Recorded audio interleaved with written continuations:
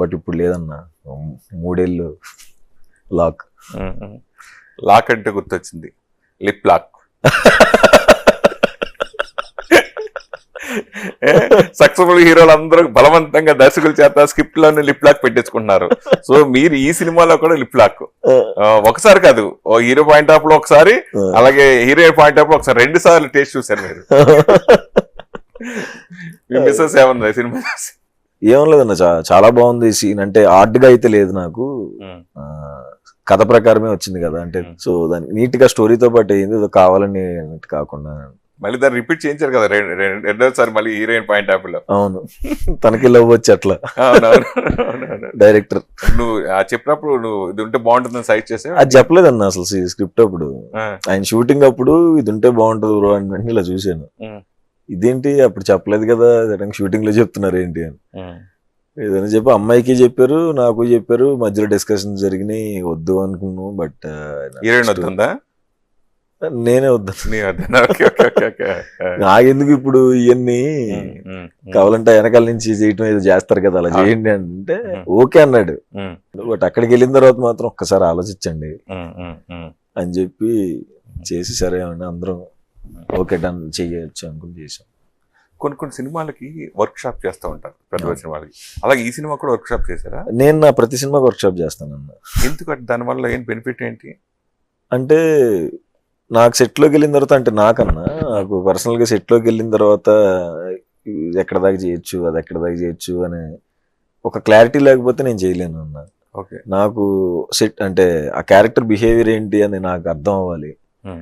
ఏ line దాకా touch అవ్వాలి, ఏ line దాకా టచ్ అవ్వకూడదు, అసలు ఈ క్యారెక్టర్ ఎంతవరకు బిహేవ్ చేయొచ్చు, ఎంతవరకు బిహేవ్ చేయకూడదు, ఆ కథకాడు ఎంతవరకు చేయాలి.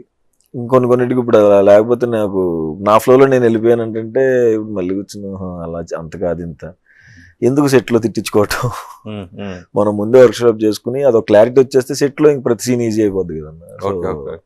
అందుకు నేను ప్రతి దానికి దీనికైతే ఒక 10 days చేసాము. ఓకే, వర్క్షాప్ ప్రాపర్గా చేసి ఓకే ఇది ఇట్లా బిహేవ్ చేయాలి వీడు, ఓకే రైట్, క్యారెక్టర్ పరకా ప్రవేశం చేసేలా అంతే అన్న ముందే. అంతే, దీనికంటే దానివల్ల బడ్జెట్ ఇవన్నీ కొంచెం నెంబర్ ఆఫ్ డేస్ ఇవన్నీ కూడా షూటింగ్ ముందే కదా. అవును అవును, 10 days వీళ్ళు ఎలాగో స్క్రిప్ట్ వర్క్లు దాని చేంజెస్ అవి జరుగుతూ ఉంటాయి కదా, ఆ టైంలోనే నేను డైరెక్టర్ కూర్చొని చేస్తాను. దానికి అసలు బడ్జెట్ నీకున్న బిజీ టైంలో డేస్ అంటే సినిమాకే అన్న ఇంకా అంతే. ఓకే, ఆ సినిమా టైంకి ఆ సినిమా కేటాయించబోతే ఇప్పుడు బిజీ తగ్గిపోద్ది కదా. అవును అవును, వర్కౌట్ అవ్వకపోతే. అవును, ఇది రేపు ఎంత రేంజ్ సక్సెస్ అవుతుంది, ఎన్ని కోట్లు కలెక్ట్ చేస్తుంది అని పక్కన పెడితే, నీ క్యారెక్టర్ వరకు యాజ్ ఏ FM RJగా సో అద్భుతంగా చేసేవాడిని, మంచి రెస్పాన్స్ వచ్చింది. సో ఈ కథ విన్న తర్వాత నీ సినిమాల ప్రమోషన్ విషయంలో కూడా RJకి వెళ్ళే ఉంటావు డెఫినెట్గా, FMకి ప్రమోషన్కి వెళ్ళి ఉంటావు కదా. సో అప్పుడే ఆ పాయింట్ ఆఫ్ లో నువ్వు ఆలోచించి ఇలా చేయాలి, ఇలా చేయాలి, ఇక్కడ నాకు ఆ క్యారెక్టర్ వచ్చినప్పుడు ఇలా చేయాలని అట్లా ముందుగా నేను ఊహించుకు చేసుకున్నాను సందర్భంలో అనిపించి. నేను యాక్చువల్గా RJకి సెలెక్ట్ అయినా విజయవాడలో.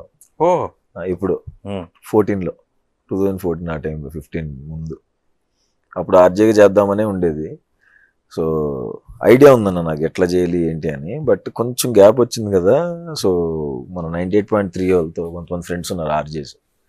శరణ్ అనే ఉన్నాడు అనమాట మనోడు RJ. సో తనతో కూర్చుని నేను డైరెక్టర్ వాళ్ళ ఆఫీస్కి వెళ్ళి, సో తనతో రోజంతా ఉండి ఒక 2 days 3 days తనతో ట్రావెల్ అయ్యి ఏం చేద్దాం, ఎట్లా చెప్పాలి, ఓ హైలో కొంచెం యాక్టివ్గా చెప్పాలి కదా, సో ఎట్లా మాట్లాడవచ్చు ఏంటి అని చెప్పి మళ్ళీ ఒకసారి అంతా రివైజ్ చేసుకుని చేసాము.